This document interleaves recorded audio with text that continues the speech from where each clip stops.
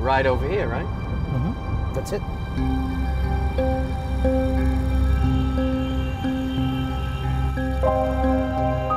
In tegenstelling tot wat Donald Trump beweert, staan er langs grote delen van de grens met Mexico al hekken. Zoals in El Paso, een van de belangrijkste grenssteden van Texas. Meteen aan de overkant ligt de miljoenenstad Ciudad Juárez en tussen beide, midden in het stadsgebied, deze officiële grensovergang. The population of Juárez is around 2 million. El Paso, 750,000, give or take.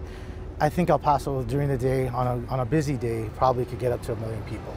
A million? Yeah, I'm positive. And why do these people come here? You know, they come here for different reasons. To work, they come to go to school.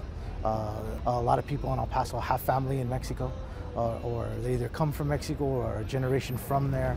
How many of them are the rapists and the murderers that Donald Trump is always talking about? I think it's bad to label any group as a bunch of bad people. That's not the truth. At least my experience shows that people that cross the border every day wanted a better life for themselves and their children. So that's really what you see, is people trying to survive and make a better life for themselves. So the salsas, we make them every day fresh. So this is going to be for the half of this day and to start off the day tomorrow, and then tomorrow we'll just start the process all over again. Luis Anzures runt de grootste keten burrito-restaurants in de omgeving. Well, my dad started 37 years ago with one burrito store, you know, very small, you know, 9 stores later in 37 years, 9 stores in Mexico, 5 in the United States, it just happened. Luis woont zelf over de grens in Juárez, Mexico, maar hij reist voortdurend heen en weer naar El Paso. En hij is niet de enige in het bedrijf. We only have let's say Latino employees, to be very politically correct. All of our people, funny, you know, 80% of our people actually live in Juárez. So every day they cross the border from Mexico into America to work in your shop? Yeah. And then they go back at the end of the day? And then they go back to Juárez. They're making $250 a week, minimum wage person, just about. If you translate that into pesos, it's 5,000 pesos a week.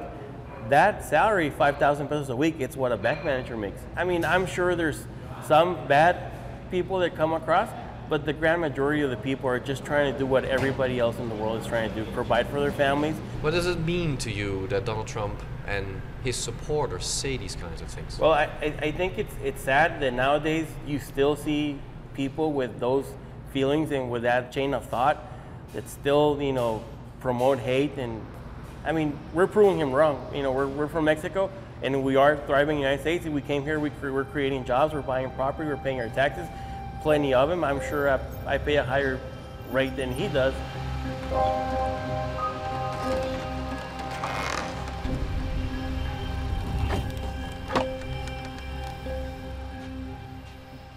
This is the order 10391. 20 pieces of Hillary Clinton's and 20 pieces of Donald Trump. So many? Yeah. You get many orders for them? Yeah, a lot of them. So many from Donald Trump. Why Donald Trump so many? I think they want to beat him up. My name is Jose Alberto, and I'm a piñatero. I do piñatas for a living.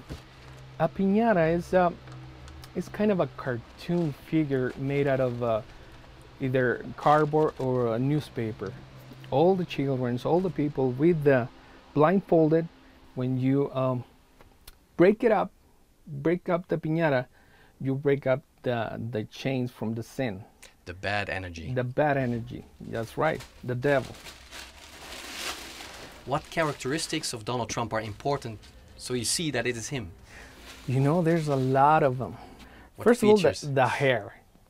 The hair is is essential for this piñata. The hair, when you know the eyes, the way he make these faces. In this case, he has a cap. There's a sign that goes over here. Let's make America great again. I think it goes. And like I said, the hair on this guy, the head on this. This is Donald Trump, and over here, we got Hillary Clinton.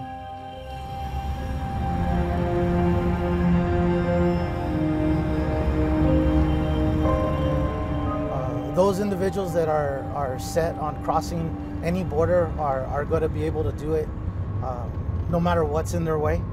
Even if that wall or that fence that Donald Trump wants will be there. Well, you know, you could build a 50-foot wall. Somebody's going to build a 51-foot ladder. And that's just really what's going to happen.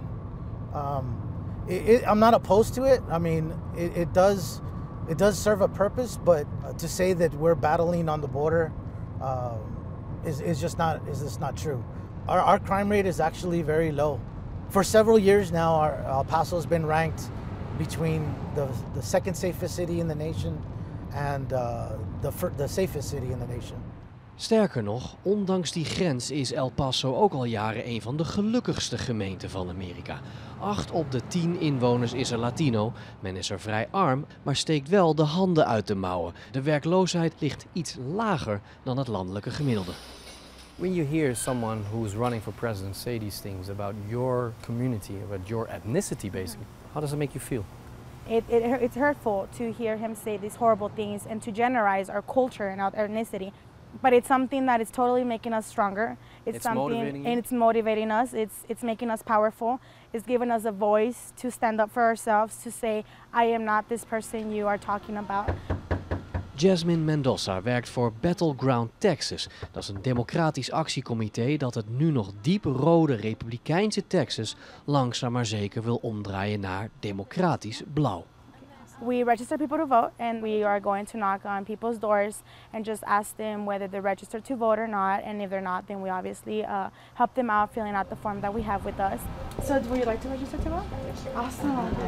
Donald Trump is helping us build up momentum. Because of all the things that he's been saying, people are using that to actually come out and vote, to make sure that their voice is heard. I'm a proud American, just like Mr. Trump is, but it's just not right in my eyes. You being a Latino, does it insult you personally? It does, because of the color of my skin or ethnicity of my last name doesn't mean that I'm a rapist or a murderer. I'm a law-abiding police officer, have been for the last 20 years. I salute both flags. I'm not from any country. I'm just a person that lives on the border, and I don't know. A whole different breed. Like, yeah, an international, border crosser. I think a lot of us feel that we live in one big city, a river across.